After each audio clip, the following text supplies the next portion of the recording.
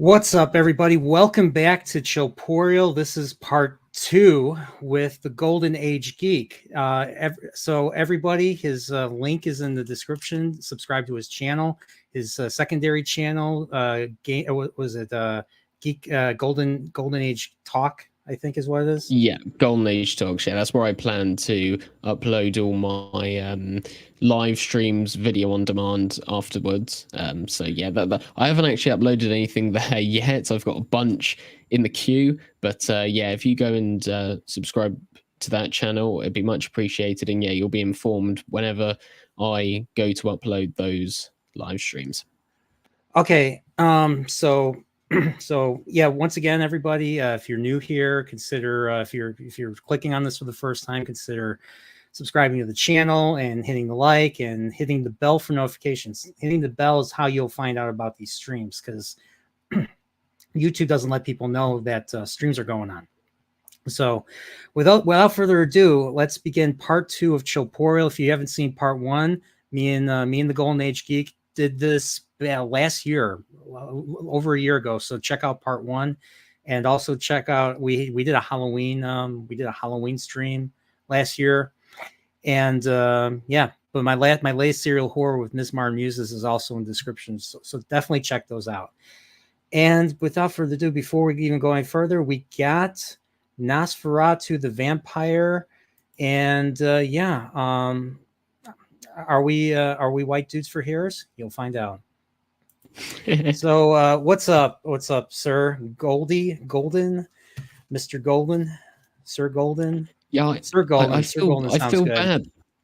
Yeah, I feel bad. The first few sentences on this stream were me grifting, but no, I'm very glad to be here once again doing a live stream with you, and I'm sure we're going to be talking about a lot of good entertainment. I think we could both agree that our feelings are mostly positive towards the entertainment we're about to talk about, so no, I look forward to it. But yeah, thank you for having me on once again, and yeah, it's nearly been a year. That's crazy. Time flies. Yeah, and I know you've been pretty busy. I know you've been posting Doctor Who content, and I was just watching your Batman. You're not Batman, sorry, Penguin review for episode 5. So the reason why I'm watching the Penguin, everybody, is because of this gentleman right here. So we're gonna start with talking about that. So I actually really liked the Penguin so far. It's not quite Daredevil, but it's really good. I was another friend of mine was watching it, and he was telling me they stole from Tulsa King. Have you ever watched the Tulsa King with Stallone? No, I haven't seen that, but I've heard things about it. I thought if you were going to reference any other show, it would be Sopranos. I haven't seen that either, but many people say this is basically the basic aspects of the Penguin character, but with a Sopranos coating. Yeah, oh, by the way, I gotta say hello. A few more people showed up. We have my friend Salty Traveling C. What's going on? How you doing? Amuse me as this world burns in a global was manufactured hell. Yep, true. And then we got DJ Play Nice. Yeah. So the first thing, so I saw the Batman, the Matt Reeves movie a couple years ago. Yeah. I'll be honest, I actually think Robert Pattinson's a good actor. I think he was good in Tenet. Twilight, I agree. I have not seen Twilight. I probably will never see Twilight. I know you love Twilight, which is a very rare occasion. But hey, I love it's probably Twilight. It's probably better than all the stuff they make now, right? Twilight's in my top 30 movies of all time. Is it better? Do you like it better than Harry Potter? Collective, if you consider all of Harry Potter, no. If you pick an individual film, perhaps I'd rather watch the first Twilight over, like, let's say Half-Blood Prince or Deathly Hallows Part 1, but no, collectively, no. I mean, Harry Potter was the one that really started the whole, we're gonna make a final movie, but we're gonna split it into 2 parts, and then I will agree. I hate it when they do that. They have Twilight did that. Yeah, exactly, and it's so annoying because what you usually find is that the first part is just pure setup, and then everything happens in the second part. There's no sort of balance. Like the first three Twilight films, even though they're all part of a series, each one kind of stands on its own. But when you get to this part one and part two thing, and it's explicitly divided, it's annoying because like it is, but at the same time, I felt God. I agree. It's annoying that they ended halfway. What I do like is that they covered the entire book, whereas I felt like some of the other books, especially Half-Blood Prince, or not Half-Blood Prince, Order of the Phoenix, Prisoner of Azkaban, and Goblet of Fire. I felt like there was a lot of stuff that they cut out. They were shorter than the first two movies, and the first two movies were based off of the first two books, and the first two books were only 300 pages. And I thought the Chris Columbus, I thought those two movies were really good. I liked them. They were pretty faithful to the book. To each book. Yeah, the first two remain like 90% faithful to the books, and I think my favorite book is Half-Blood Prince. And that was Empire. That was literally Empire Strikes Back. When I read that, I was like, bro, that's crazy. I actually cried. Yeah, I actually cried when Dumbledore. I actually shed a few tears when Dumbledore died. When I read it, I was like, oh my gosh. Oh. Yeah. Well, I was I was a young pup. I was 21. Yeah, the interesting thing is, and this goes for a lot of movies or shows that have been adapted from books, is that I think if you're someone who read the books first and then watched the movies, I think you're someone who's like gonna hate the movie adaptation of it. But if you're someone like me who saw the movies first, then went back and read the books, you don't really have that same level of hatred, because it's just like people who, like, for example, classic Who fans are not really classic Who fans who grew up watching classic Who and then knew Who came out. They pretty much hated it from the start because the Doctor was kind of a different character. He was more sort of more of a typical action hero. He was getting all the ladies, whereas someone like me who watched New Who first and saw him and sort of had the character being molded in my head of being this way for all these years, and then I went back and watched classic Who, I didn't really feel much of a difference, because I think what it comes down to is that if stuff is added to a character, you're going to notice that more, whereas if stuff is taken away from them, they still have some of the basic aspects there, so you don't really notice it as much. And I think that's what it comes down to. Yeah, I was trying to remember now. New Who, I've only watched the first episode. I've seen maybe one or two handfuls of random David Tennant. I did watch the entire very first season of Peter Capaldi. I watched a few Matt Smith. I've never really watched it as a whole. But what's funny is, and I was going to say this, just last weekend, I saw Christopher Eccleston in the movie get completely eaten and died a really violent, horrific death. I don't know if you ever heard of a movie called 28 Days Later. This was 2004. Yep. I love that movie. I love that movie. I saw it for the first time. I was watching it for the first time. I'm like, bro. I'm like, the Walking Dead stole ideas from that. I swear, like the whole running, even though they're not zombies or mutants, but the whole running mutants, the rage, all that. I swear, like that's been that stuff has been used again. There. What's funny is, I think that's one of the earliest movies that Cillian Murphy was in before he was Scarecrow, before he was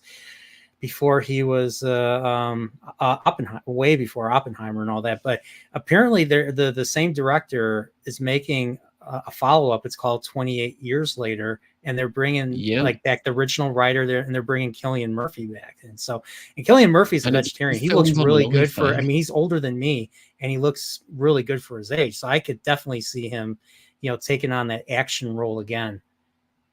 Yeah, I don't know if you've seen the sequel 28 Weeks Later. No, I haven't. I've just seen 28 Days Later for the first time. Yeah, 28 Days Later, I don't know if you thought this as well, but the way it's filmed is quite interesting, because it looks kind of like found footage-y. It looks like, the way it's filmed looks very rough, and I think that just adds a lot to the atmosphere of it.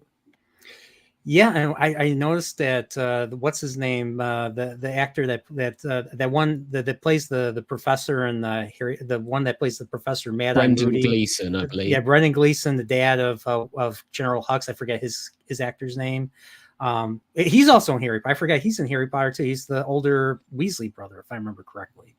Yeah, yeah. Like his death was in that movie was like the most unforeseen, because any one of us could have been him in that movie. Like all he had to do was step in the wrong place at the wrong time, look up, and all of a sudden a drop of blood hits him in the eye, and then he goes nuts, because that's how that disease or that rage virus transmits.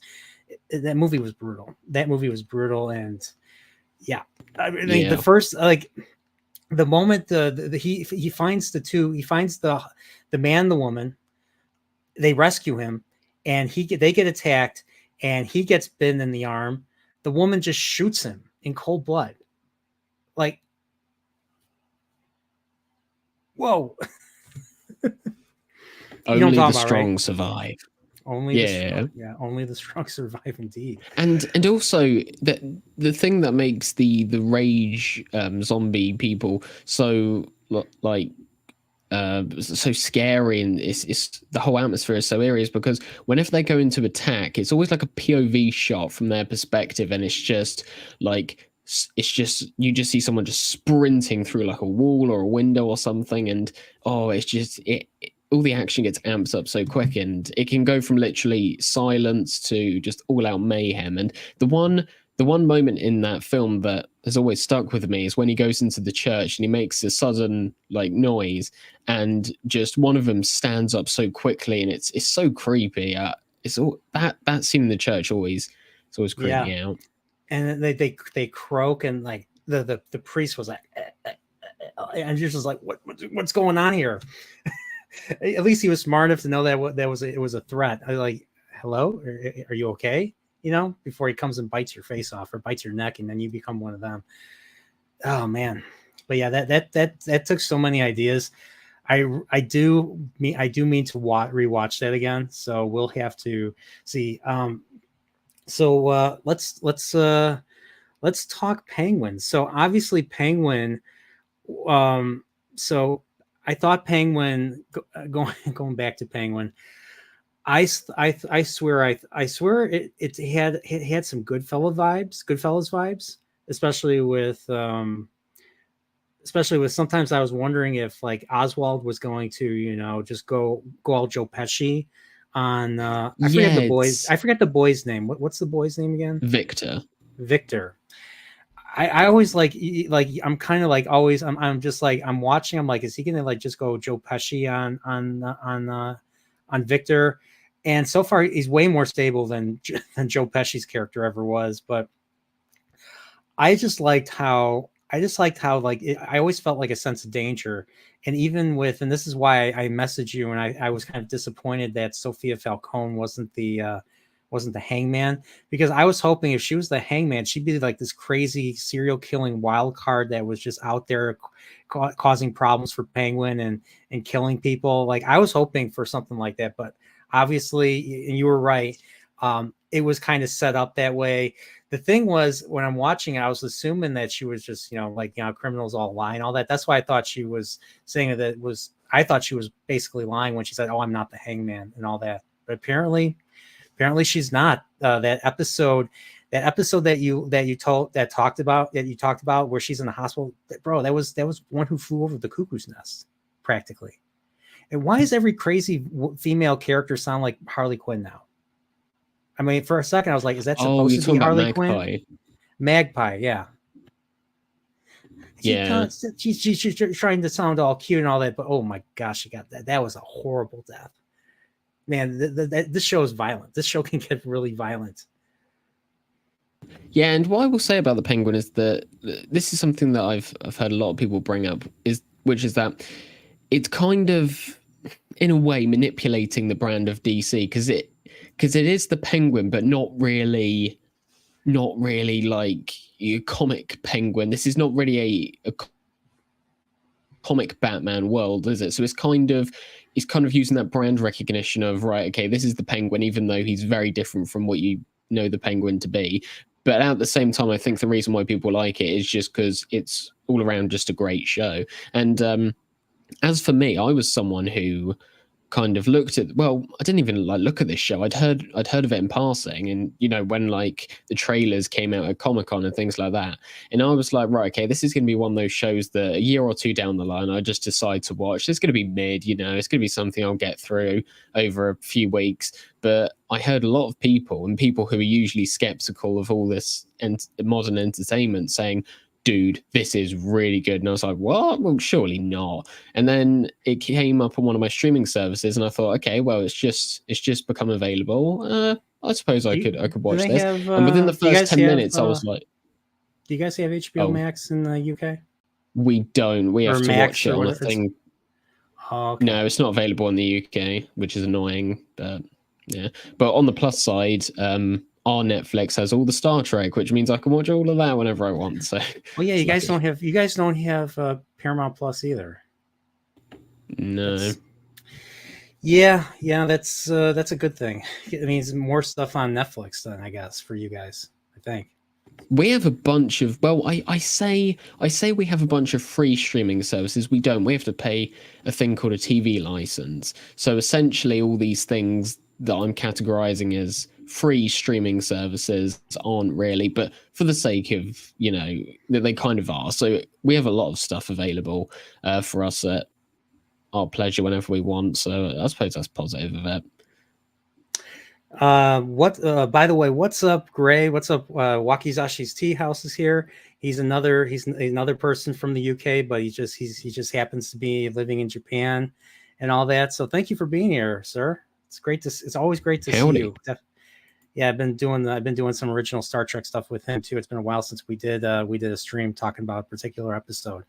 But going back, I looked. I saw your avatar for the first time. I was like, ugh. But then I was impressed that you used that little corridor from Beetlejuice. That's clearly Beetlejuice right there. Because I just watched the movie not too long ago, and I saw the sequel, if you can call it a sequel. So you said you saw it recently. You saw. So you liked Beetlejuice? I know you said you're a big Tim Burton fan.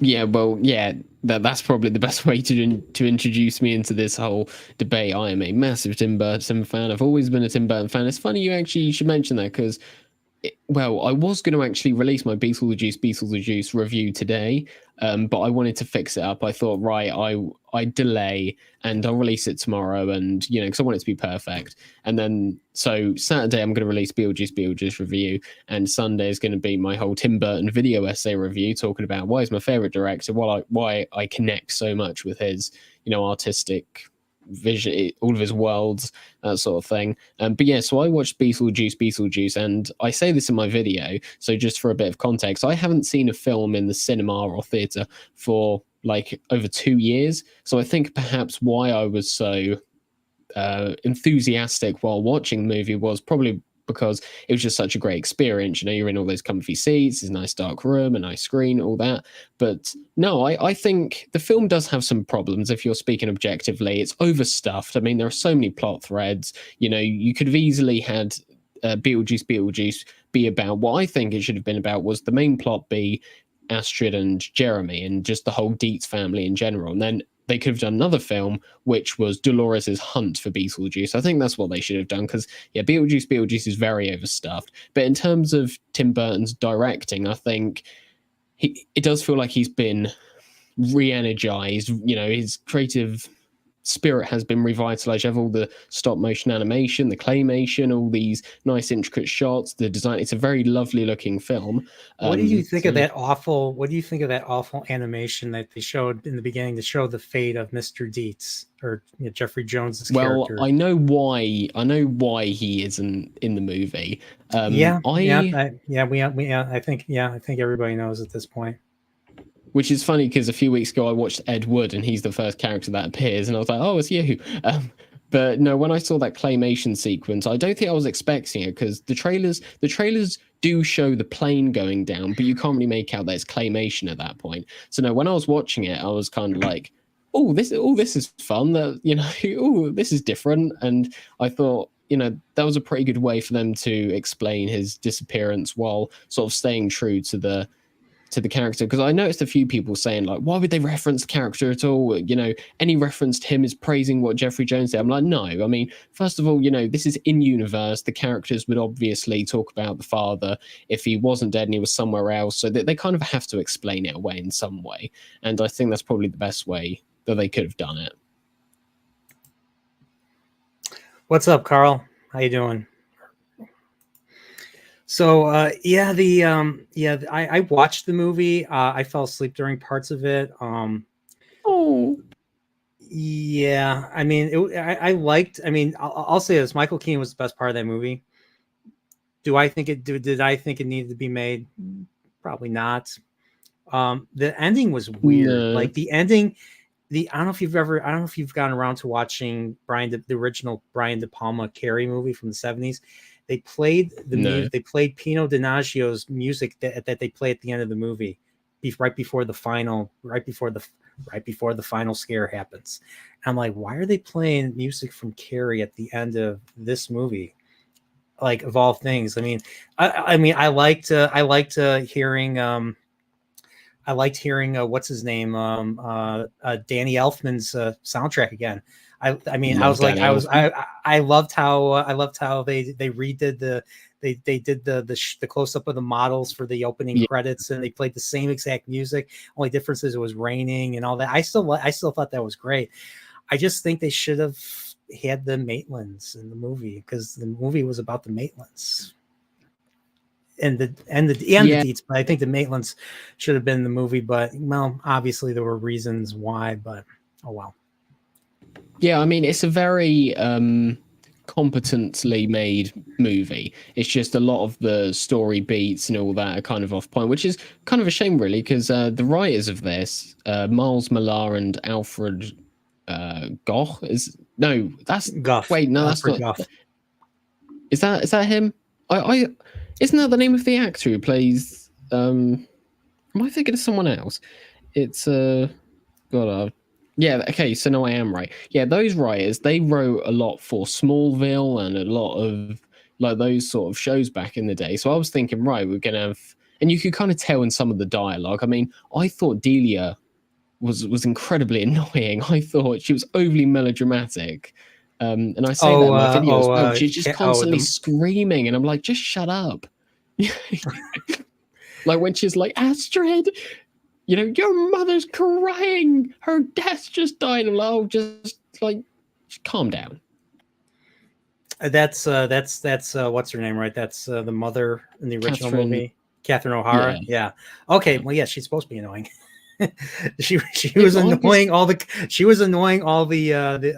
remodelers when they were remodeling the home, and they let the hand statue fall on her, and she trapped her, and they're like, yeah, we don't care.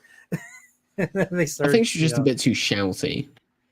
Yeah, pretty much. Yeah, she's crazy. So yeah, I mean, there was a lot of things wrong with that. Like, for example, her death scene doesn't really mean anything. It's kind of like, oh, you're dead now. But I suppose that's something you're going to run into whenever you establish an afterlife. It's why a lot of people get disconnected with character deaths in like DC and Marvel, because they know there's some sort of technological device that can bring them back from the, you know, whenever you start establishing things like that, it kind of takes away the impact of a death. Yeah, I agree. But that twist with the Jeremy character, that completely caught me off guard. I did not suspect for a moment that him and his family were actually dead. Yeah, and he got sent to hell. I was like, oh, okay. Yeah, but that's quickly wrapped up because Beetlejuice just says like later fucker and just like puts him down the trap door, and I'm like, oh, that's it. And he had to drop the F-bomb like he did in the first movie. So but yeah, it was an okay movie. It's definitely not my favorite. I think I still really like the first one. The first one's still superior. Yeah, we had my folks recorded that on VHS back in the day, so that's how I used to watch it. I used to find a blank tape. I don't even think it was labeled. I just I would hope that it was the one. Put it in the VCR. Yep, that was it. So. But I have to ask, Tim Burton, what do you think of his? Now that we're talking about Penguin, what do you think of his Batman movies, especially Batman Ooh. Returns? I'm taking you've seen those, right? Of course you Yeah, have. yeah, hundreds of times.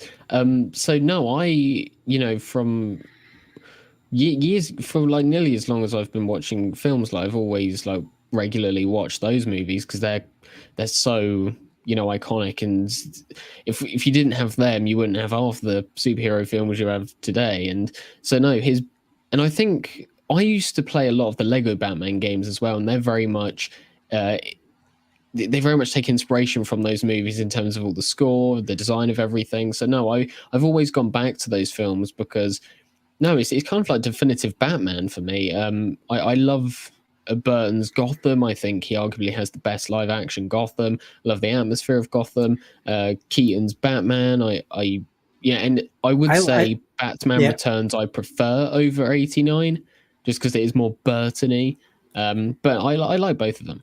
I think Returns. You know what's funny is I didn't see 89 in the theater. I was too young, but I did see Returns. Returns was 1992, I think. I was 7, and I went and saw it, and the sheer amount of violence that was in that movie, especially coming from from the two villains, from Danny DeVito's Penguin and Michelle Pfeiffer's Catwoman. The Danny DeVito biting the dude's nose off is probably the one thing I'll never forget. He's just laughing, and then he just randomly bites this dude's nose. I'm like, what the heck? And then he hands he hands Catwoman the umbrella. He's like, and then she starts flying off. She's like, go to heaven. And she lands in like a truck of kitty litter or something. It was weird. And then you had the whole her death scene. So so Christopher Walken's in the movie, and he just pushes Michelle Pfeiffer out the window, and then she falls onto the ground and gets bitten by a whole bunch of cats in that alley, and then she survives. I'll be honest, this stuff was pretty traumatic. I'll never forget. I'll never forget how I felt seeing that. I don't know how old you were when you saw those movies, but I saw those as a kid. My parents regretted taking me to see that one. Yeah, and it's a reason why he didn't get to do more of those Batman films, because the studio, thought they were too dark. They couldn't sell enough toys with them. So yeah, but no, I love both those films. I'm just a big fan of the whole gothic vibe that's in those Batman films, and no, they're just kind of definitive Batman for me. I mean, I know a lot of people praise the Dark Knight trilogy. I'm going to just be honest. I think Batman Begins is the only good one in that trilogy. I don't like the Dark Knight. I'm going to just go out and say, Golden, why are you talking like this? Where's the detonator? Where is it? Where's the trigger? Where's the trigger? Like the Dark Knight, his Dark Knight voice just annoyed me a lot. Like I love Christian Bale. I first saw him in the remake of Shaft. I saw him in American Psycho. He's a great actor, and I don't know whose idea was that. I'm gonna blame Christopher Nolan here. But before we go any further, I want to say hello. A few more people who dropped in. My last guest is here, Sub Commander Tell. If you haven't seen our Chillporeal talk in the original series, me and Sub Commander Tell had a very great conversation. Definitely check it out. It's not in the description, but it's in my Chillporeal playlist, so definitely check that out. But he says Ben Stiller as Spock. Wait, what? His avatar looks like Ben Stiller as Spock. Is that just me hallucinating or something? I mean, it is. I don't know if you remember you've watched all you were already past the original series, so remember the episode, the Enterprise incident, where Kirk and Spock. Kirk pretends to be crazy so he can steal a cloaking device from a female Romulan commander. Well, that's the sub commander. That's the second in command. So the second in command has a name, but yet the Romulan commander, the top dog on the ship, even in Balance of Terror, they didn't give them names. They're just known as the commander and all that. So I don't even know. I'm curious why that's the case. I never really read up further on that, but yeah. But he says it was the right balance between the camp of the 60s Batman and the grimness of the Dark Knight films. Yeah, yeah, it was. It had that comic, the 89 and 92, or 89 and Returns had that comic booky look. I liked how Gotham City looked. I liked how the Ace Chemicals plant looked. It looked very. It looked like straight from a comic book from like from the 40s and 50s, basically. And you mean I thought it was Axis great. Chemicals? What did I say? Ace Chemicals. Didn't they change that up just for those movies? I think so. I don't know. Maybe. You might be right. You might be right. But yeah, I actually grew up on watching 60s Adam West Batman first. So seeing Batman go from a blue costume to a black costume with no Robin, I'm like, where's Robin? Robin has to be here. So, there you go. I remember watching Batman the movie, so the 60s one, for the first time, and I was absolutely bawling with laughter. Like when he picks up that bomb and he's going to throw it in the ocean, but he sees a couple of ducks, so he decides not to. I'm like, oh, what are we doing? No, but it's great. I love the cheesiness of it. Oh, yeah. Well, I also want to say hello to the drunken poet himself, Dempsey. And we got Dwayne here. What's up, Dwayne? How are you guys? Thanks for being here. So I loved. I don't think he's nearly as good as Heath Ledger, but I like Jack Nicholson's Joker. I don't know how you feel about Jack Nicholson's Joker. I think he's all right. He just kind of like goes over my head, really. He doesn't really have a standout performance, I would say. No, but in regards to The Dark Knight, I think the reason why The Dark Knight doesn't really resonate with me is, again, it's why I love Tim Burton so much, because the world does feel immersive. It's very fantastical. It doesn't feel believable, but you can't, you're in it.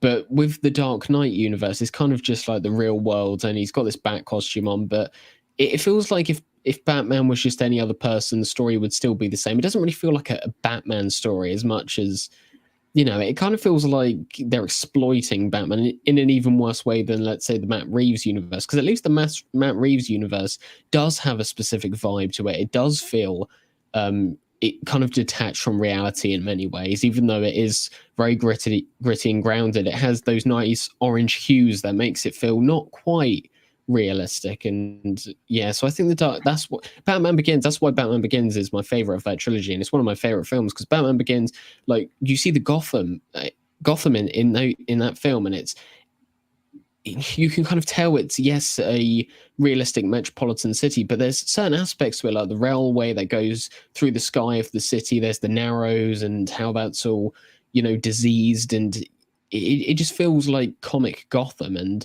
Bruce Wayne and the manor, it feels extra worldly. But The Dark Knight and The Dark Knight Rises are just kind of, just roll down the street and you'll see something that looks like that. Yeah, but no, Dark Heath Ledger's good. Yeah, Dark Knight is basically Chicago. Yeah, Dark Knight's basically Chicago, and Dark Knight Rises, I think it's Pittsburgh. I think they filmed that one in Pittsburgh. So yeah, you could just tell they were just in the other city. They just shot in the cities, So yeah, I'm kind of with you. I like that. I do like that fantastical aspect of Tim Burton's films. And I'm going to watch for the first time. I'm going to be covering that for a Christmas Christmas Chillporeal special. I forget what I call those. I'm going to watch The Nightmare Before Christmas for the first time. I've never seen it. And I was a kid when that came out, and I never saw it. Everyone, all my friends have seen it. My friends' kids have seen it before I have. So I have to finally see it, and I'm going to be covering that with a guest we already talked about. So we're just have to figure out a date before that. So it's probably gonna be after Thanksgiving. I've seen The Nightmare Before Christmas, and I mean, I have to say it didn't really blow me away. I think I have to give it a rewatch, but no, it's a common misconception that Tim Burton actually directed that, because he didn't. It was actually Henry Selick, and I think he's pretty good. And another film he did was also stop motion anime. Did he just produce it then, Tim Burton? Tim Burton. This is all Tim Burton did. He came up with the design of the characters, and he wrote a poem, which the screenwriter then took and adapted into a script. That's all he really did. But no, it's got all of his fingerprints over it, basically. But no, the director, Henry Selick, is very talented, and one of his other stop motion animation films, Coraline, is one of my favorite films of all time. That I bloody love that film. I've heard great things about Coraline. I still have not seen it. Um, that's a good one. I remember I used to, man, when Toy Story came out, when the first Toy Story came out, I was obsessed with it. Like I must have seen it. I think I was like 10 or 11 at the time it came out. I think I was 11. And that movie, just like that movie was in theaters for a whole year before it ever came out on VHS. And I remember I must have seen it like 3 times in the theater, and each time was just a fantastic experience. But I loved the way the CGI, the Pixar stuff was, coming forward at that time. I used to I liked all those movies. Now I don't like the look of Pixar anymore. I don't their movies don't look good, or maybe it's just because I'm older now. But I like the way they look back then. I loved the look of Toy Story, A Bug's Life, Finding Nemo. Yeah, Monsters, this is something which I've found with a lot of animation, whether it's in movies or video games as well, is that they've kind of been quite counterintuitive, but I think the more they try and make animation and CGI look realistic, the worse it kind of is, because as a viewer, you kind of appreciate the animated textures. You kind of appreciate how, right, this isn't supposed to be the real world. But when they try and take these animations and try and make them super duper realistic, it just doesn't look right. I think especially like if you're a kid as well, you prefer all the animated stuff because it does look like you're somewhere else. You're watching, something very unique. But if it's gonna just look all realistic, it just kind of takes you out of it. And that's why actually I'm a big fan of the prequels. I know a lot of people say, they relied too much on CGI, but I think the CGI is good enough so you can see what they wanted to go for, but it's not. But the CGI isn't terrific, and I think that's kind of a good thing because it kind of looks a bit out of our reach. It's not super duper real. You ever see this one, 9? No, but I have a feeling I should. This one came out in 2009. Actually, this was a really cool one. This was a really good looking one. I think if you like Burton, I don't think this is Tim Burton, but I think if you like Tim Burton stuff, I think you will like. I think he you'll produced like this. Yeah, I think you should definitely check this out when you get a chance. I saw this in the theater. It was awesome. Yeah, I'm definitely. Yeah, I mean, it's one that's been on my radar for a long time, and I know people praise it quite a lot. Paranorman is another one that studio did, I believe, and that one it just never really rubbed off on me. I think it's like an hour and a half or something, and it just sort of flies by. And I don't know, but I suppose you're not going to like everything that someone or a group of people do, so that's just the odd one out, I suppose. But yeah, it's funny how Penguin has gotten us to this point. So, I mean, I grew up on Penguin, Burgess Meredith in the original '60s Batman.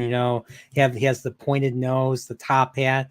He's like that long cigars, or that long cigarette that like has a tube or something. And he's like, yeah, and he's got the umbrella and all that, and his umbrella has like poison gas or bullets, or that's returns, but you know what I mean.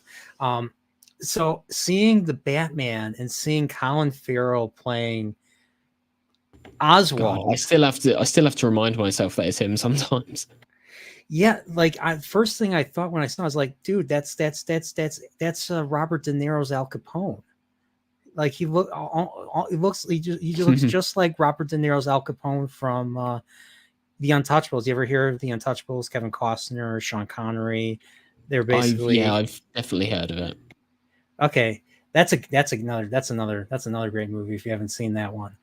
Nice little piece about how Elliot Ness catches or arrests Al Capone, basically. So it was more action based than it actually was in real life. But hey, but that's what I thought when I saw this. And so I guess like they just, if I remember correctly in the movie, he chases Penguin in his car, and I think he pulls him out of his car or something, and that's how he survives. I forget. Like there was a fight, there was an explosion. Yeah, I think Batman is investigating Carmine Falcone, and he comes across, all these different cases of deaths, and he tracks down Penguin doing some dodgy dealings, and so he chases him and interrogates him, and I think that's the last we see of him.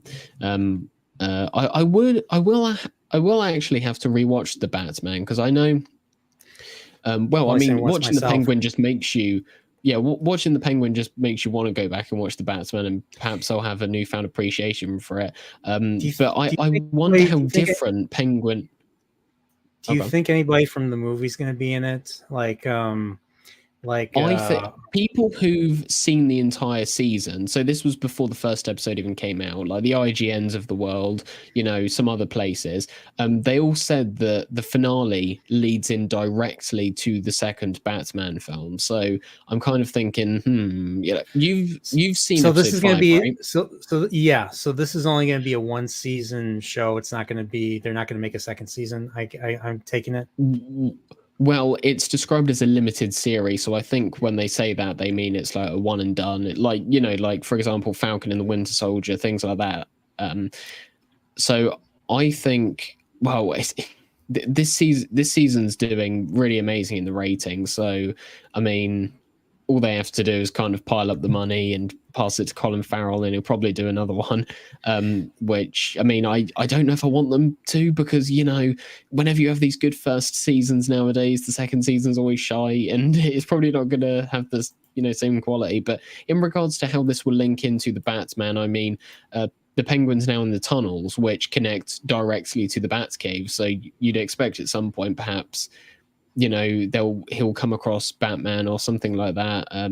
I think the most realistic way, and this is something that I've said from the start when I heard that this ties into the Batman, is probably what's going to happen, and it's a good way of incorporating Batman without actually showing him, is probably in the finale there's going to be this big shootout, and everyone's dead and all that, and Penguin's the last one standing, and then he looks up in the sky and he probably sees the bat signal, and then he's getting in the car and he's like, oh shit, I got to drive off quickly, and he's driving off, and then the camera pans up to the sky and you see it.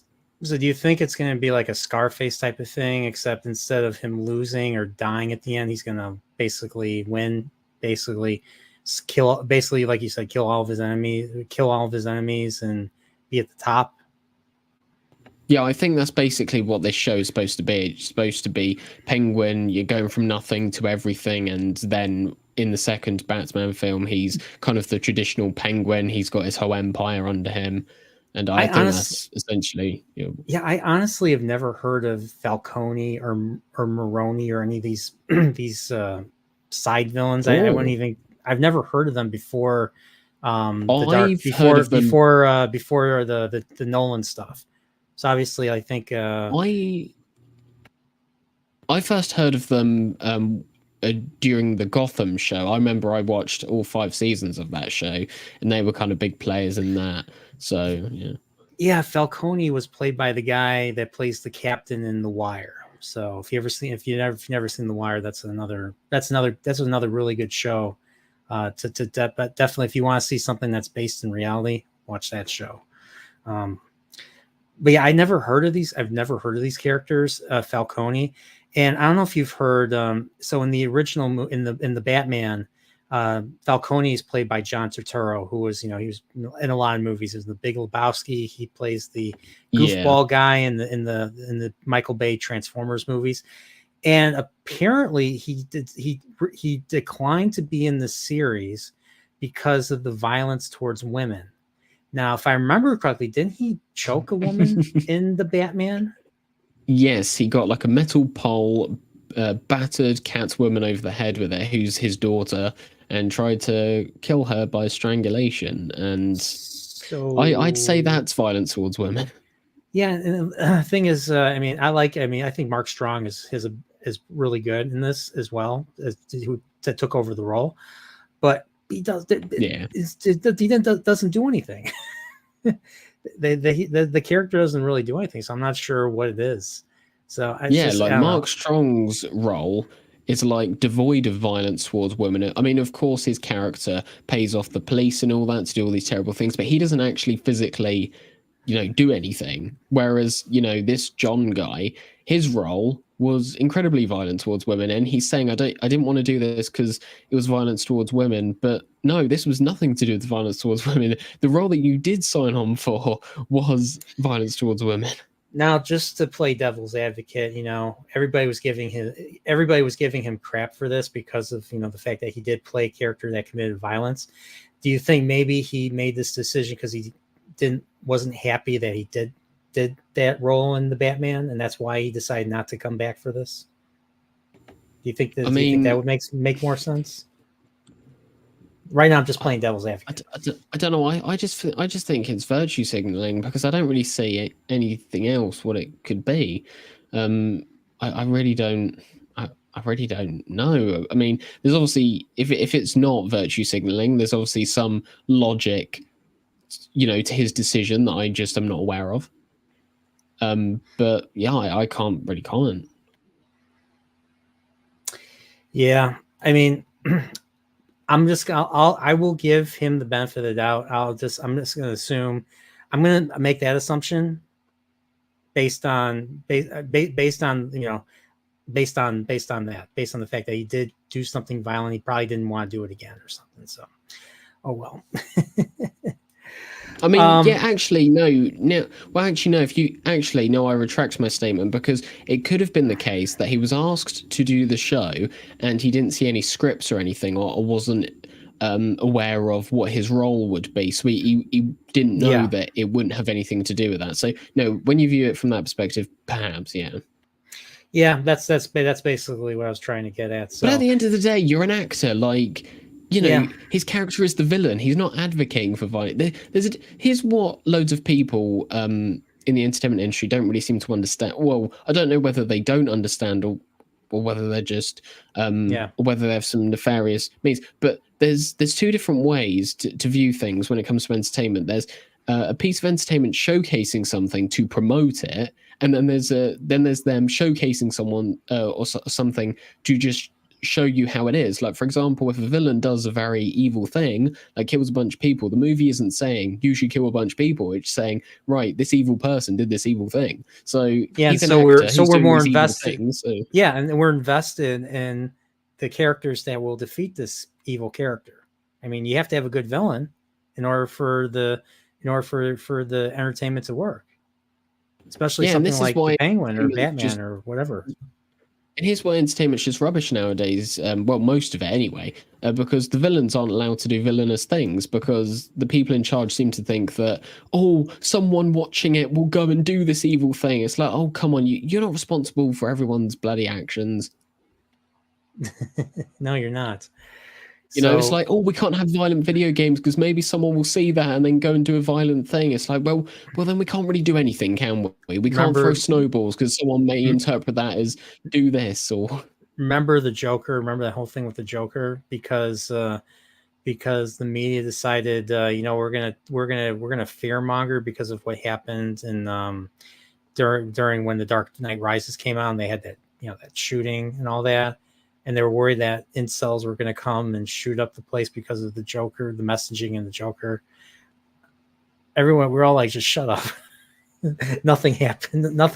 So what are you trying to say? You think these movies are going to make people crazy, because the guy that shot up during that, I don't know if you heard about that, about the Dark Knight Rises shooting in, no, it was in Colorado. Yeah. Somebody shot up a theater. And they were dressed up as the Joker from Dark Knight and everything. So, yeah. So that's what led to that whole little scare when Joker came out. So the way I see it, no good person's going to go and watch a movie and then the movie's going to change them fundamentally to make them do these things. If someone goes and does that, they probably had issues beforehand. Way before that. Where is this coming from? It's not from for example, if video games did cause people, to cause violence, then I would have done it because I've played video games for years, but I haven't. So therefore, it's nothing to do with the video game. It's the person playing the video game. I grew up on Super Mario. I had a Nintendo, Super Nintendo, N64. I mean, I'll say this: I don't jump on Turtles or I don't even step on bugs. If I find a bug in the house, I try to catch it and I throw it outside. But I don't even stomp on. I don't do that. It all depends on the person, the individual, and whether or not they're right in the head. Some people are not right in the head, and they need help. So, and all those people that have carried out these bad. Let me finish this. A lot of people that carry out these bad things are people that have had problems for years. So yeah. All right. Now you go. I was going to say, I don't think anyone who likes Joker, like watch the Joker thinking, oh, this guy's a hero, I have to look up to him. Like for example, you can empathize with this situation and say, right, he came from a bad place and all these things happen. You can understand why, in that movie he does the things he does, but you never think, oh, that's who I want to be like. It's kind of, right, this is the path that someone could go down, and it's not the best path. You can see why the path is there for him, but you don't really agree with the fact, all the things that he's doing. So it's absolutely ridiculous to just assume that, all these people that liked Joker, they're all violent. And it's like, no, just be quiet. So I gotta ask you, going back to Penguin, we keep jumping around. What is your favorite moment in Penguin? Oh, moments. There are so many good moments. I mean, for example, this is Penguin is one of those shows where like every scene matters to some extent. Like not every scene is a standout scene, but every scene matters. It's not like some of these Marvel shows now where like 5 minutes will just be some all fun and jokes. Like everything matters. It's carefully structured. Favorite moments. I mean, I could list a few of mine and I could try and break it down, I suppose. Episode 1. I like the moment when he tells Vic to look towards the sun, and they both kind of know what he's going to do in that moment, and we as the audience know, oh, he's going to get done in by the Penguin, and he kind of outsmarts him on that, saying, no, I'm not going to do that because I know exactly what you're doing. I like the bit at the end of episode 1 where he's getting interrogated, and then Vic launches that car and she finds her brother. Episode 2, I like Oz thinking quick on the spot when everyone gets brought in the front room to be interrogated, and he tries to place the blame on Johnny Vitti. Episode 3. I loved it with when they I loved what happened with the hostage. That one hostage of the Maronis in the basement. And I think he goes and he like creates like a diversion or something. And I forget, doesn't he kill the hostage? So what happens is he goes up to the hostage and says, a bunch of people are going to come down here in a minute and ask who's the rat in the family, and you got to say Johnny Vitti. And then Vic fails to plant the evidence in his car, so he's like, right, change of plans, and he kills him. Oh yeah, that's right. And I forget what happens afterwards, but I just like how he got out of that situation. I kept watching. That episode 2 was great to the point where I watched another episode. I usually don't like to watch more than one episode nowadays of the show, just because it's just too much to take in. And I used to be someone that would, marathon. I marathon all Daredevil season 3 in a single sitting. And I would marathon anime back in the day, but now I can't really do it. But I like this. I liked episode 2 enough to watch episode 3 right after that. And speaking of anime, episode 3, the whole bliss thing, I swear they stole that from Cowboy Bebop. The drug that hits the red drug that hits the red drug that hits the eye and all that. In Cowboy Bebop, it's called a red eye, basically. And it was in the very first episode. So the moment you watch Cowboy Bebop, that's the very first plot, is that drug and everything. So, and they had the nerve to do that in the remake as well. They were in the live action remake, which I didn't get further than that. There are a few moments in episode 3 that actually stand out to me. So up until this point, so if you think back to a couple of weeks ago when episode 3 was about to come out, Vic was kind of just the side character, but episode 3 very much focuses in on him, and there's a lot of good moments with him. Like, for example, when he's parked up at the side and the police officer comes up and he takes the money out of his pocket and he's like, "What are you doing with all this money?" He's like, "That's not my money, that's your money." Wink, wink. And I think that's a very good moment for Vic. And also when they're at the restaurant and the waiter interrupts Vic while he's stuttering, and Oz is like, "No, let the man talk."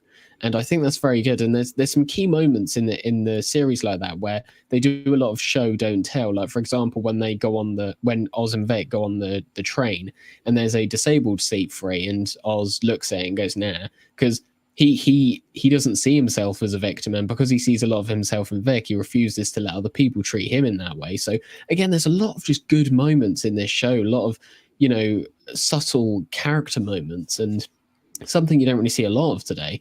Episode 4, I mean, I love episode 4 because I love Sophia Falcone. I think she's such a great character, and that actress is going to go very far, and she's amazing. I mean, the insanity she's able to convey with her eyes is outstanding. I like how the doctor, the head doctor in that asylum, in the Arkham Asylum, was Dr. Ventress.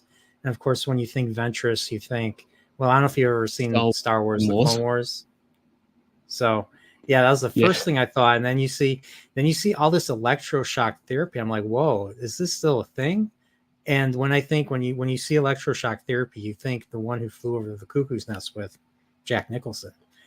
Have you ever seen that one? That's another classic. That's another 1970s classic about a guy who gets taken to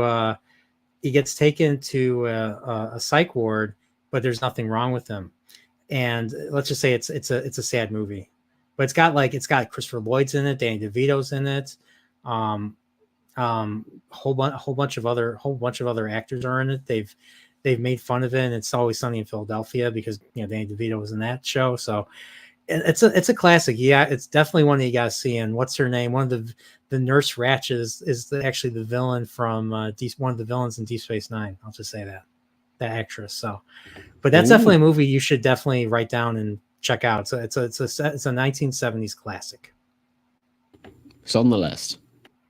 So, but what was with that? I like that whole scene with she was being harassed by this really tall woman in the asylum that wasn't chained or something, and then she's just like, make it end. I don't know, they wanted her to stab her or something with the fork or something. And then either way, they plant it on Sophia. So it was either they were going to push that patient so far to attack Sophia that she actually defends herself, and then they'd say, right, you attacked another patient, we're going to do this to you. But they probably knew, right, if she's going to kill herself, well then, we'll just plant it on Sophia as well. It doesn't matter. It's a win-win situation, And I think that's why the episode is just so. I mean, it's hard to watch, but it's great when you watch it because you're watching this innocent person just get broken down piece by piece, and because she hasn't really done anything right. The ironic thing about it is that Carmine Falcone is very disappointed in Sophia because she doesn't have what it takes to run the family, and she very much abandons the family. But actually, by the end of the episode, he succeeds in breaking her to the point where she is probably the most suitable to run the family because he's kind of molded her into what he wants. And that's interesting. I never thought of it that way. I never thought of it. That's pretty interesting. So sounds like I'll have to rewatch that and keep that in mind next time. So apparently, there's a lot of moments in that episode. Like, for example, I know a lot of people when the episode first came out, they were saying, it's woke. She says to Oz, you have a penis, so you're going to get a promotion, but I don't have one, so I'm not. I mean, here's the thing. You can look at that in two ways, and I don't see it as some sort of progressive messaging because on the one hand, she's mentioned the gender roles and things like that, and people view that as an admission of all this, this progressive stuff. But at the same time, the same people who bash all this woke stuff would be saying the complete they would be complaining if she was actually getting a promotion within the family, because she'd say, well, traditionally this doesn't happen. All these physical, roles, all these, her leading the crime family wouldn't really be given to a daughter, it'd be given to the son. So I don't really view it as some sort of like bait and switch feminist thing. I think it's genuinely very good storytelling, and everything makes sense within it. Yeah, yeah, I don't feel that way. I don't feel sorry, I'm not putting the words right. I feel the way you do. That's what I'm trying to say. I Yeah, don't if feel this was that made I by don't think Disney it's, Marvel, yeah. if this was It's made by Disney Marvel, in the first episode, she would have pulled out a couple of screamer sticks and would have jump kicked Oz into the wall and would have been beating him up. Yeah, that's one thing I'm so grateful. That's one thing I'm so grateful for, is not seeing something like that, because if I saw something like that, turn it off right away. I'd be like, okay, that would Yeah, just totally she's a take me out of great. it. Yeah, she's a great female character. She The hit, actress is absolutely phenomenal. She uses her brain. She manipulates the situation. She uses her words. She uses her position as a wealthy person. so even though she wasn't the hangman, like, I messaged you, I said, hey, I'm kind of disappointed she wasn't the hangman. I, even after, like, she was released and she had that very awkward thing with the family, I was a little, there was a moment where I was a little scared, because she had the daughter with her in the glass house, in the outdoor greenhouse. And I was like, is she gonna do something to the little girl? And then I was just like, no, she's gonna have her Cersei Lannister moment, and she does. She basically kills everybody in the house. But she spares that one dude, the dude from, I was like, where have I seen this dude before? That's the guy that committed all the dirty stuff in House of Cards. I don't know if you ever heard of House of Cards. No, but I'm definitely aware of it. But yeah, the guy that carries out all the dirty, like all the dirty stuff in House of Cards, that was him. And then she just basically, I liked how she first tortures him, and to get the support of the family, and then when she was done with him, gone. Yeah, he's kind of the useful idiot, once he's served his purpose, he's no more use for him. The weird thing about that scene though is that when she's handing out all the money, she puts all the money basically in the blood.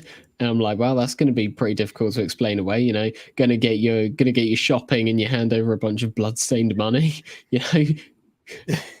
Speaking of which, the one thing I remember the most of episode 5 opens with such a banger.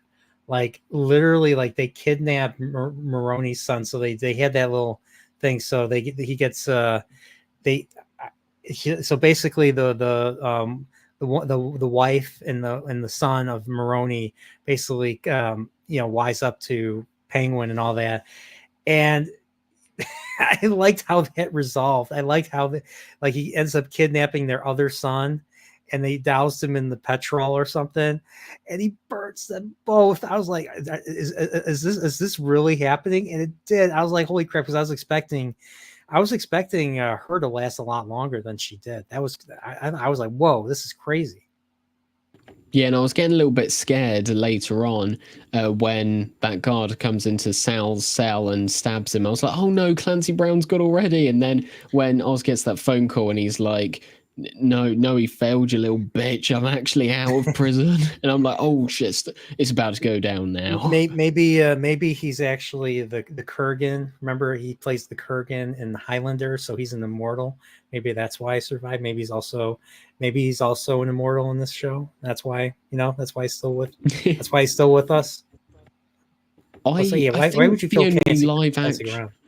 Yeah, the only live action thing I think I've seen Clancy Brown in is Daredevil, which he's amazing in that. He was in which one? Which Daredevil? He's in season 2 of Daredevil. He plays the military leader. That's right. He was the Punisher. Yeah, okay, I remember that. You know what else he was in besides Highlander? He was the captain of the guard in the Shawshank Redemption. If you ever seen the Oh Shawshank yes, Redemption. yes, no, yeah. Now that That's I remember, it. yes. So the guy that plays Captain Maxwell in Star Trek: Next Generation, the Wounded, the one where we first see the Cardassians, he plays the that's the warden. The warden. the warden, yeah. So so I see him. I'm like, okay, I always think of him, and then this would be an interesting segue into your Star Trek journey so far. So it's been a while. I know recently you said you watched Ship in a Bottle with Dr. Moriarty, second. I think I've Dr. actually watched a Moriarty's few second, and more since then. But yes, I'm halfway through season 6 of TNG at the moment. And I know I've taken my time, but the way I see it, I'm willing to stretch out the remainder of Star Trek for the next 3 or so years because, I mean, like with all these franchises, there's not any more good stuff coming out. So I'm kind of, I've kind of got a limited amount of new stuff I can actually see. So that's why I'm kind of spacing it out quite a bit. But it's for good reasons because again, I love all this. But yeah, I could probably pull up an episode list and perhaps go over the ones that stood out the most to me. I think you had a season hot 5 take. and You had a hot take. You had was it about the Inner Light? Yes, it was. You had a hot take. We got to yeah. talk about that. I'm not a big fan of that. You didn't like the Inner Light? How do you not like the Inner Light? No matter how many times I watched it, okay, here's what I always I'll say. shed a tear. It's one of the most. It's one of the. I wouldn't say. Best episodes I wouldn't ever. say it's not an episode that gets me emotional, but what I will say is that what the episode does well is the whole idea of, Picard being out cold for 20 minutes but really living like 80 years or something. That's like that having a like family does and all stuff that to my time, brain. Yeah, that's like that does hit me a bit hard. But the thing I don't really like about the episode is I just don't really believe it. I don't really believe that, this civilization that's just come out of huts has built this like magical rocket that's going to go up into space and transmit memories. I'm like, that's a bit of a leap. Like these people didn't even have a well a week ago. Now they're doing this. Like, come on. Maybe that was Picard. Maybe that was Picard's knowledge or something weird. I know, right? Maybe that was all. Picard. I know it's probably because of budget reasons, but the fact that again we just see them in their little stone huts, and then magically there's this rocket that we've never seen or heard of before. There were cities. There was a city there was a university that was studying all that stuff. So No, it was just a bunch of stone. I don't know. Maybe I need to rewatch that, but I just don't believe everything I'm told. It's just like, wait, did I tell you about Blade Runner? Yeah, I don't like that movie, and I will fight anyone on that. That is such a crap movie. That is a crap movie.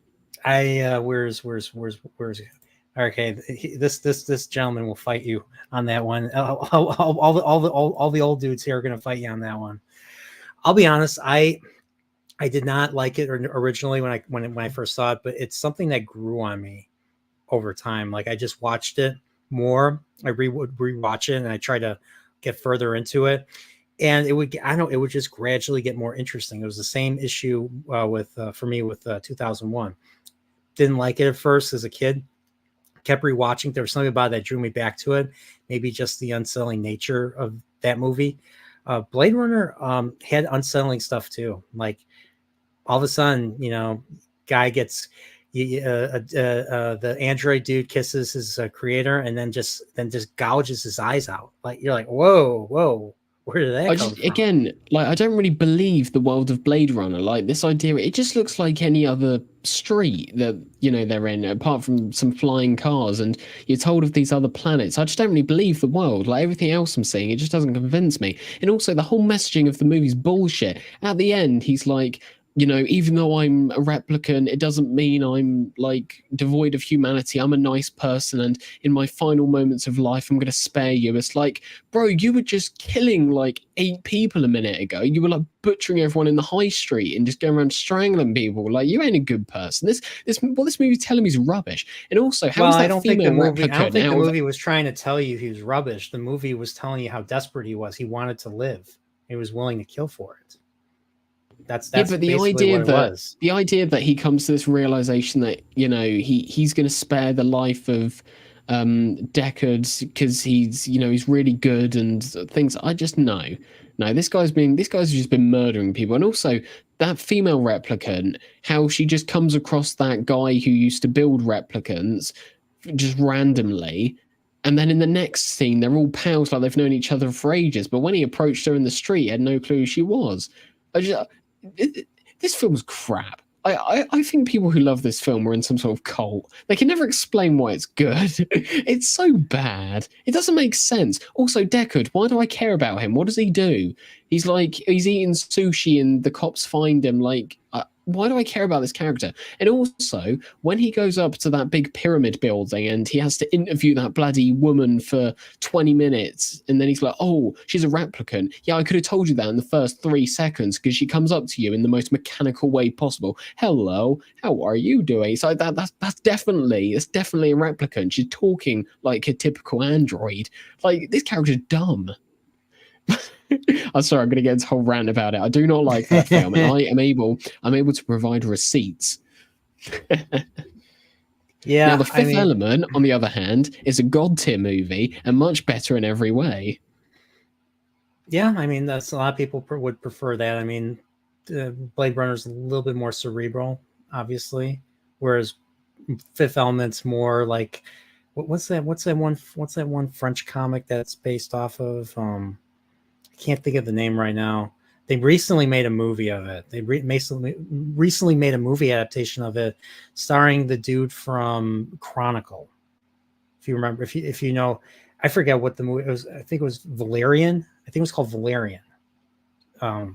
So that comic. So that's what that was kind of based on. It's like your typical Star Wars, type of action adventure, swashbuckling type of story. Yeah, I mean, I wouldn't say I'm the biggest fan of Blade Runner. Like, I'm okay with it. All that stuff doesn't really bother me, I guess you could say. The villain of the movie, all those villains wanted to live. And yes, they were willing to kill to be able to, if they could live a little bit longer. I think the reason why he decided to do something humane was because he knew he was going to die, basically. I don't know. That guy ain't getting forgiveness. He's just been popping out people's eyes. I'll have to rewatch. It's been a long time to know all the full context and everything. I can't really argue. I can't combat your receipts right now. So, No, that's fine. I'm just being a bit performative. I mean, if people like it, that's great. It doesn't work for me. Yeah, but no, it kind of goes back to Star Trek. The type of episodes I like are not.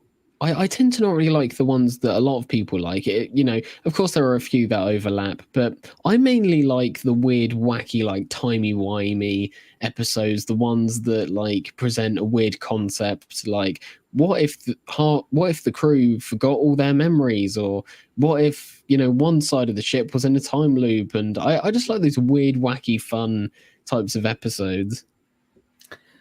So like cause and effect, obviously, because you said time loop.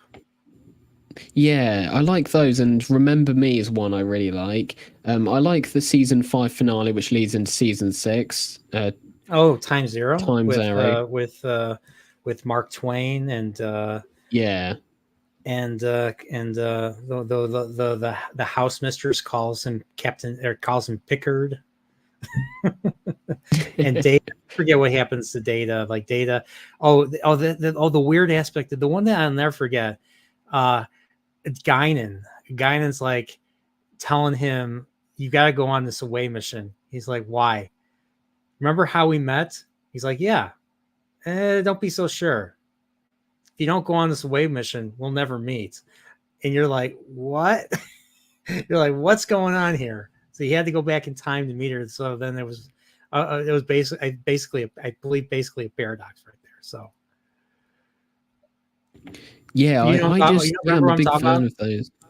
Yeah. No, I remember that very well. I will say though, Relics is a very good episode, where you see Scotty again. And no, that was a good surprise. I mean, I kind of knew it was coming, but I think the whole message of the story is pretty good at, in the sense of, usually, like particularly nowadays, if they were going to have a character from the past who, hasn't really got a lot of purpose. They would kind of be like, right, your time's up. It's time for the new younger people to come take your place. But that episode does a good job of it was respectful. Yeah, Relics does a good job of saying, right, you obviously come from a different time, but you have a different perspective, you have different things to offer, and you still have purpose. And it's very nice to see him come to the realization of that. Yeah, we used to love seeing crossovers. If a character from the original series showed up, it was a big deal, and they made it a big deal. Nimoy appearing in Unification, heck, even the opening episode, DeForest Kelly makes a quick appearance as Admiral. I haven't died yet, McCoy. I haven't died yet, McCoy. What's so great about not having died? Like very, very true to the character. And I still thought it was still very respectful and all that. I think Scott. The one thing that Scotty says that's the most memorable is synthetic alcohol, synthetic people, because he comes across Data and all that. So season 7 is not a great season. I've heard the finale is like one of the best finales of a TV show ever. Maybe. I mean, some fans don't really like it as much. I liked it. I thought it was okay. You'll like it if you like crazy episodes, like the whole. They go back to the first episode, don't they? I've heard that. In some ways they do, but the whole thing deals with a temporal anomaly, and let's just say there's some time travel involved. Let's just say there's 3 time periods involved. And it's interesting how they all come together. Yeah, from our last stream, you basically said that Q sort of presents his case for humanity, and yes, it's kind of like throughout the show he's going to basically present all of their accomplishments but flaws and things like that. So yeah, he basically puts Picard through an ultimate test, basically. Or not even him, the Continuum puts him through a test, and the Q have basically chosen Picard to basically represent humanity as the one being judged, basically. So we do go back to the courtroom, and there is something that goes on, but basically Picard has to figure out why humanity is going to be destroyed, because that's basically what Q literally says to him up front. He's like, you will be destroyed if and it's going to be you that's going to be causing the destruction. And so Picard has to figure out why this is happening. And what's weird is at the same time, well, Q is kind of helping him out, but you got to watch the episode to know what's going on. It's a really good one. I liked how it ended. And to me, that's the definitive. It's a lot of people. That's the definitive ending of Next Generation, not the end of Picard, or even a lot of people hate the TNG films. I like the TNG films because I grew up with them, but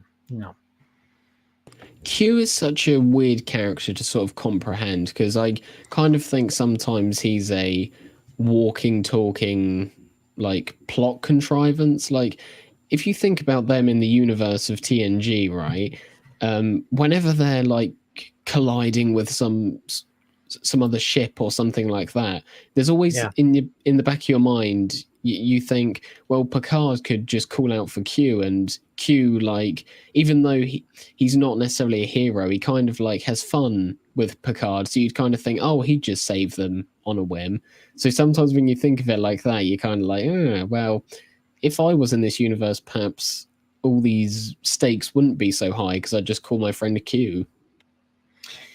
Yeah, what's weird is I never thought of it that way. But like, that's what I think of all the time. Like, whenever they come into some danger, I'm like, right, well, the most realistic thing for them to do would be to call out for Q, because he'd come instantly and just teleport them all away. That would be just something that Picard would never want to do, because he never wants to deal with Q, because dealing with Q is unpredictable, or even more dangerous than possibly the predicament they're in. And that's basically like he had to really suck his pride to tell Q at the end of Q Who, when they're being chased and about to be destroyed by the Borg, he's just like, I need you. And then, and then Q just had his moment. He smiled, snapped his hand, and then, and literally helped him. But that's something that Picard's pride will never let him do. And so that's kind of why I never. That's why I never thought. I never really thought that he would want to. They would call out to Q to rescue him. And plus, even if they did, who knows if Q will only come if he wants to. That's the other thing. Q's not gonna. Yeah, it's just. Come I think it's just at his when whim. Yeah, I think it's just when you have a character as powerful as Q is, you just kind of a lot of things pass your mind. Like, for example, oh, if they run out of this type of fuel, couldn't they get Q to just snap some more? Or there's all these little situations that. Yeah, and I tend to do that too. I tend to, I'll think, okay, the stakes are down because of stuff like this. But I think the way they've handled Q throughout the series is, I think the way they've handled Q has been the reason why I haven't thought that way. So, I mean, yeah, but that's just me. I was a kid, and plus I was a kid when I first saw TNG. So, yeah, I guess I just asked a lot of questions. Yeah, well, that's a good thing. That's you have to ask questions. If you don't ask questions, then you don't have a brain. You can't think critically. That's one thing ever since I started reviewing stuff, I had to start watching stuff differently. I had to start asking questions like, why is this going on? Has this been explained? What's going on? Was this set up properly? And it's a new way to watch stuff, but it's still, it keeps it fresh, in my opinion.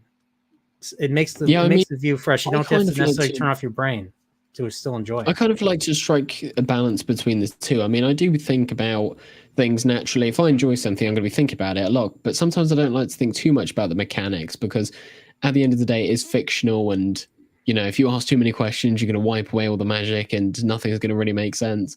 But no, I think that's just, I don't know why, but that thing with Q's always just sort of stood out to me.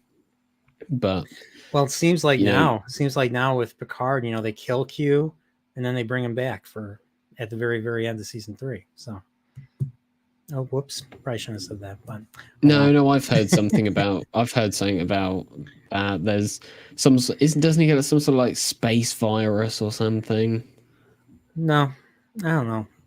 I haven't watched season 2. And season 3 someone described it to me as Q gets space cancer and dies, and then he comes back, and I'm like, what? Yeah, I don't know if he got space cancer. I don't know. I haven't really watched it, so I don't even really know. He just, I'm old now, Picard, so he dies, but then he comes back. It was it was stupid. It was a really stupid scene. So just we got a few more minutes left. I'm pretty tired right now, so I figured, are you currently playing any video games? Currently playing anything really good? Or I'm gonna sound like a right dork when I say this, but me, kind of a simple guy, I've just been playing some Fortnite recently, and I probably sound like a right dork. Fortnite. Okay, I've never played Fortnite. I never even played. But I should specify, I haven't been playing the Battle Royale mode. I've been playing the Save the World campaign mode with all the zombies and all that. And I've had a good time with that. But no, I do need to spread my wings. I mean, I've always considered myself a gamer, but like I've kind of always just played the sort of same 15 odd games. I really need to be one of those people that do play a lot of games. I mean, I think 2 months ago I started playing Hogwarts Legacy, and I mean to catch up on that because I think it's an amazing game. I mean, I'm playing it on the Xbox One, and I've noticed that this isn't really a game optimized for Xbox because the loading times are so long, and it's kind of got a bit irritating. But no, the idea of, you create your own character, you choose your own Hogwarts house, you choose your own wand, you rank up, you learn all these different spells, you kind of, it's your own sort of experience. I think it's so cool, and no, I have loved playing it. The reason why I'm asking is because they came out. I don't know if you've ever played. Have you ever played Sonic the Hedgehog at all? Any of those games? I played one Sonic game like about 13 years ago on what I think it was probably original Xbox or Xbox 360. But I remember playing one of those games, and I've never been too big on all those sort of games. But no, I feel like I see you playing a lot of like the typical side scroller games, things like that, and I've never really played too many of those games, and I think I probably should. And I found certain emulators online, and I'm wondering whether I really should start to get into all that. I mean, years ago, I Absolutely. collected all. Years ago, I collected all these amiibos, but I never actually collected them to play them in a game. I just thought, oh, they look really cool on the shelf, so perhaps I should start getting into those sort of games. Yeah, I grew up on. I mean, I grew up on the platformer. I mean, I mean, every other game was either a top down, adventure, action adventure, or was a platformer like Mario or something. So, yeah, playing Sonic was a breath of fresh air. I mean, it was also a platformer, but it was just a really cool game. It had really cool music. You had to go fast. You went really fast on the screen. And yeah, it was fun series. I like playing. I love the sounds and I love the look of the game. 16-bit Sonic. The Yeah, reason why I bring up Sonic is because they really. So you said 13 years ago. 13 years ago was the 20th anniversary of the original Sonic the Hedgehog, and they came out with a game called Sonic Generations, which kind of put in classic Sonic I and the think that's modern it. I think that's the design of game. Sonic. And so they remastered it, re-released it with additional content, but featuring the character Shadow the Hedgehog from Sonic Adventure 2. And so that just came out today digitally, and I was thinking of picking it up. I'm still behind on games. Like I still have to play. There's another Sonic game I have to play. There's a Mario game I still haven't finished yet. A Zelda game. Heck, even Metroid Prime, the remaster Metroid Prime for the Switch. And if you ever get a Switch, I'm assuming you don't have a Switch, but if you ever get a Switch, you gotta get I the do remaster of actually. Metroid. Oh, you do. Get Metroid. I don't know if you ever played Metroid Prime. Get Metroid No, Prime. It's an the awesome only game I've first-person adventure. played on my Switch is Luigi's Mansion 3, and I'm only kind of halfway through. Here's the problem, like with me in video games, is I start a video game and then I stop playing it for about 2 months, and then I'm like, I probably should play it, but I'm like, I've kind of forgotten what's happened, so I'm gonna have to restart, but it's gonna take Yep, ages. happens to So me that's the too. problem with me in video games. Yeah, Yeah, that's why, like, if you're I not was as someone who into it, used to. Yeah, I was someone who used to collect a lot of video games, but I wouldn't play any of them. So I've kind of said, right, if I'm ever going to get any more video games, I'm going to get one and I have to play that, and then I can move on to the next.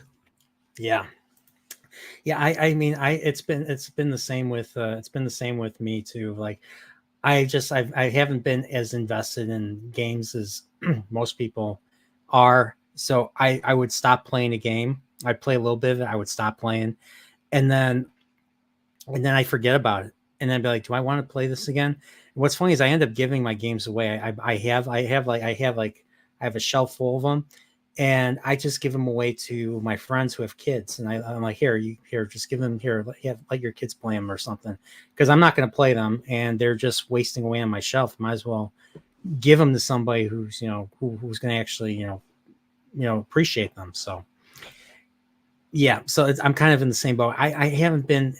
I don't know. Gaming has just not been as big for me.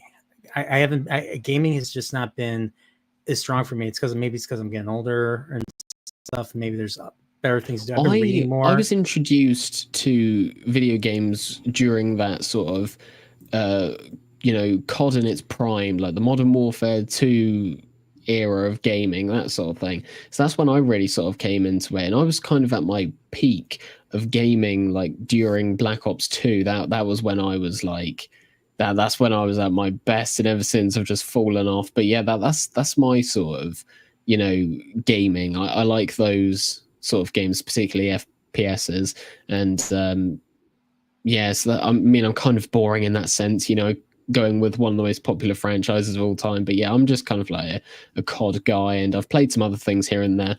Back in the day, one thing that I did love was Disney Infinity. I loved those Toys to Life games, like Skylanders, Lego Dimensions. I did get into that for quite a while as well, and yeah, but yeah, with me in gaming, it's very particular. Okay. I figure I'd ask because I don't know if we've ever talked video games. So yeah, I mean, yeah, there's a lot out. There's way too much out there to play. So have you seen this trailer? I have not. Daredevil Born Again. Let's watch it. Daredevil, Born Again, Born Again. Yeah, there you go. Frank, who are you?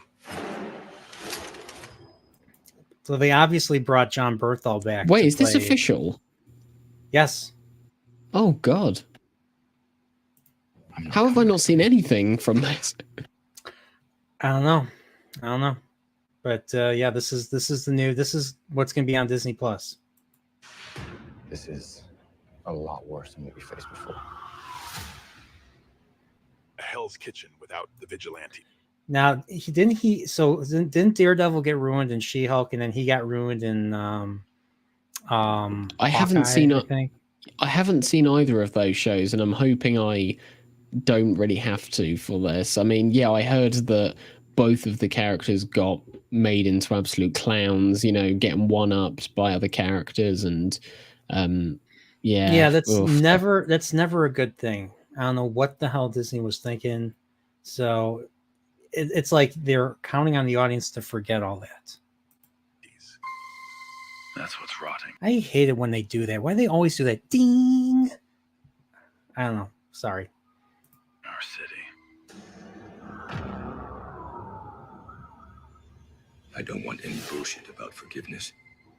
This is gonna be my way. And how many people will die because of it?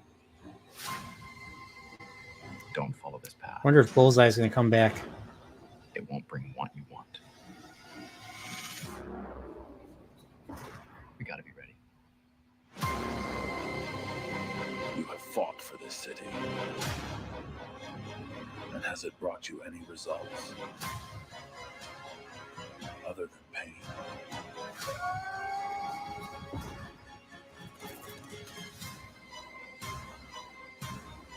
Yeah, I've just checked the comments section of this. This isn't a real trailer. Who am I speaking to?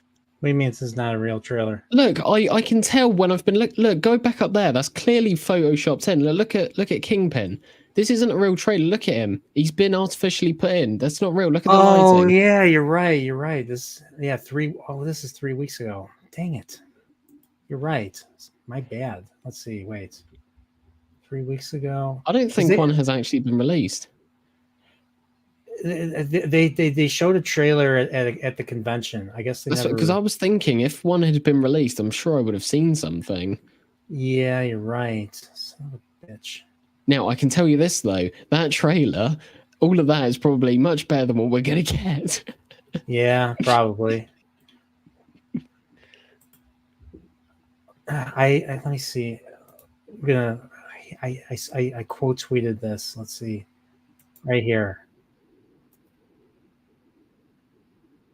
All right, you do not see that. Let me stop screen. Let's see, present. Are you allowed to show it though? Because if they haven't, I just don't want anything to happen to the channel. If they haven't officially put out anything, maybe they'll strike or something.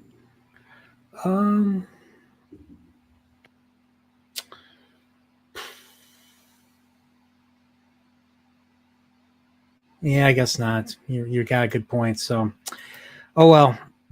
But yeah, I have the trailer up on my side. So if you follow me on X, you'll see it. So definitely check it out. Follow me on X, by the way.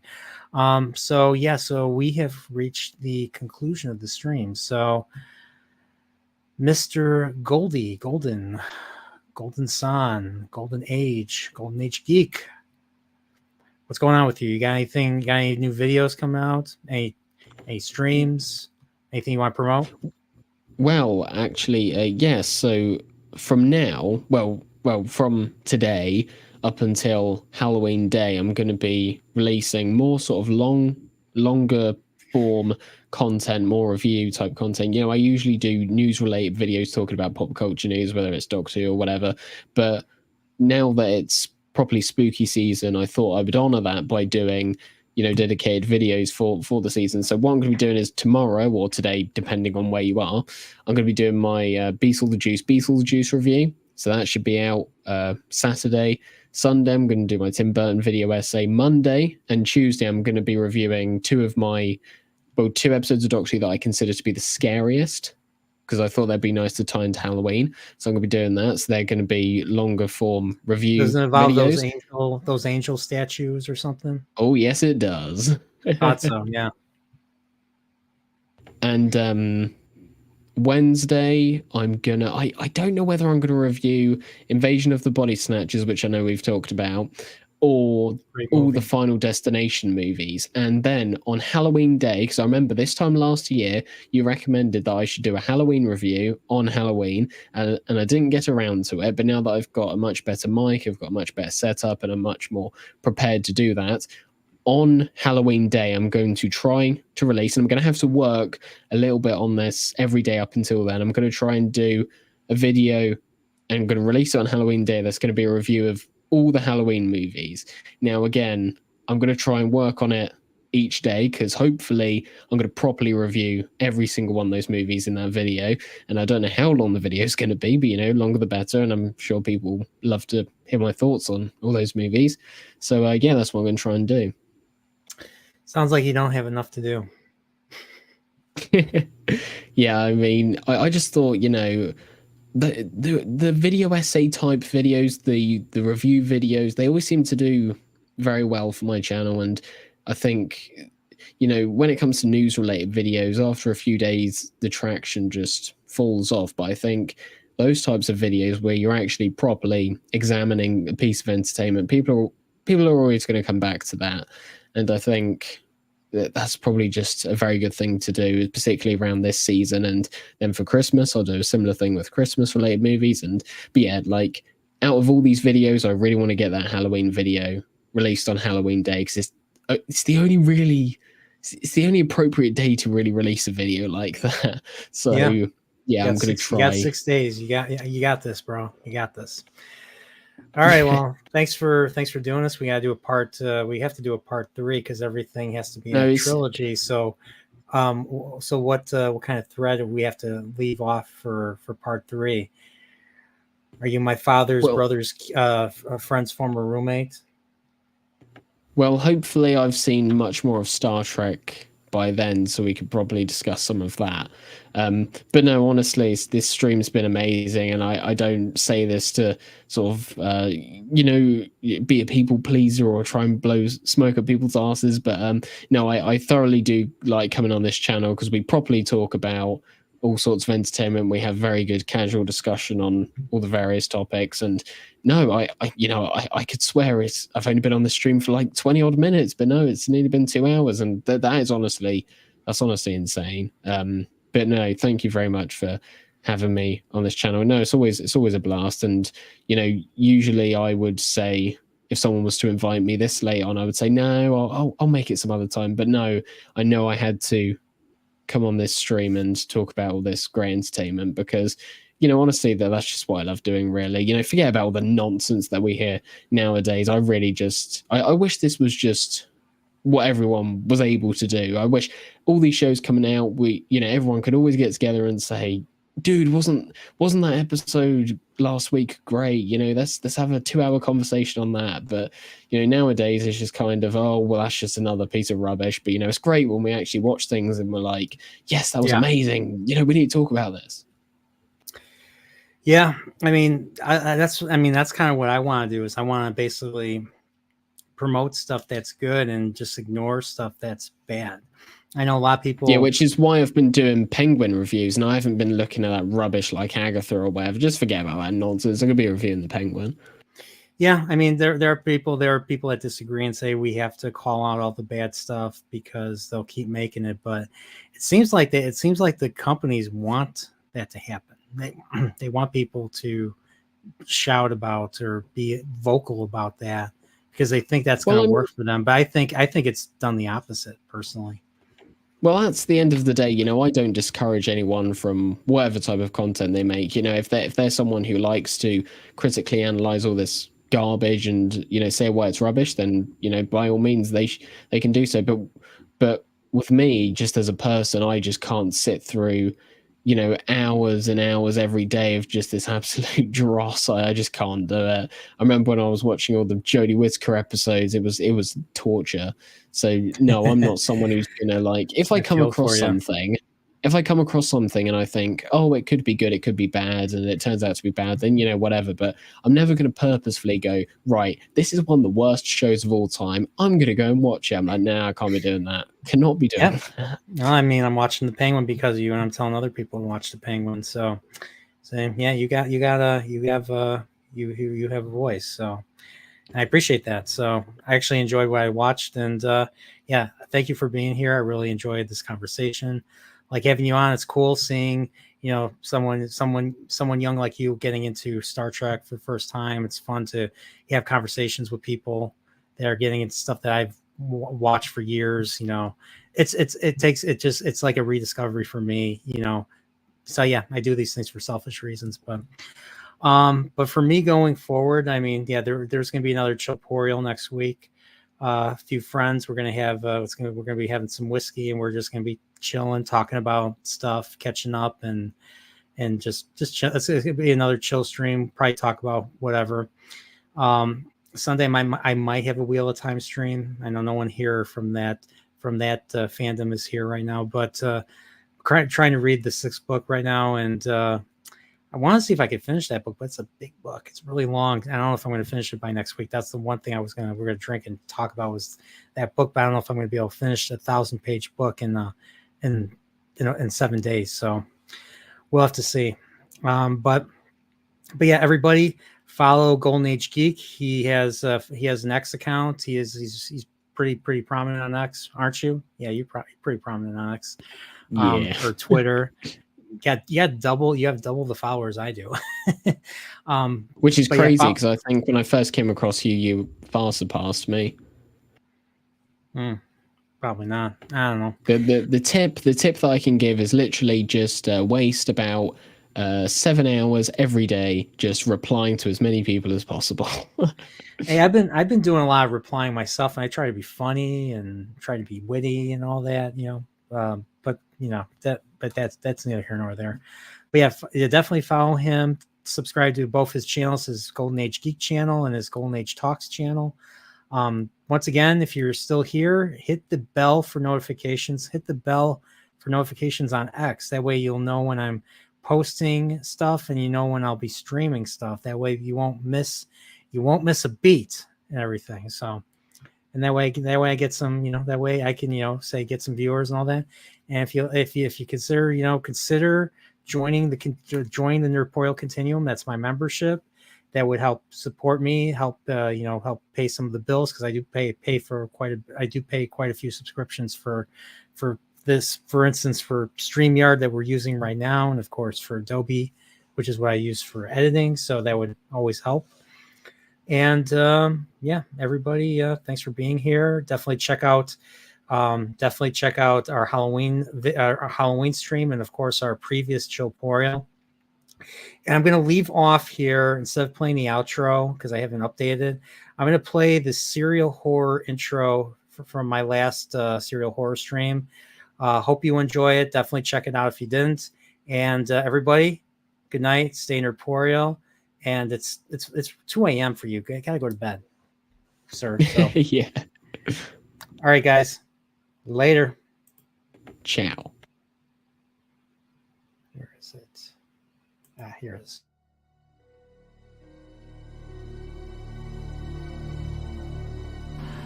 We are approaching that time of year again. A time of great exhilaration. A time of great pleasure. A time of great fear. The darker sides of all crave that latter delight from themselves, but even more so, from others. To satiate that hunger, our dark selves take interest in entertainment from tales of the macabre that appeal to our deepest fears as only mortals face.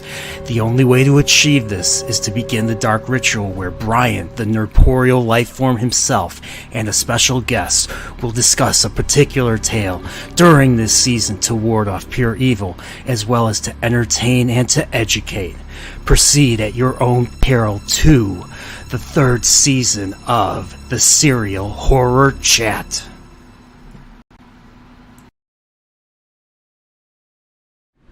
When the Jews return to Zion and a comet fills the sky, and the Holy Roman Empire rises, then you and I must die.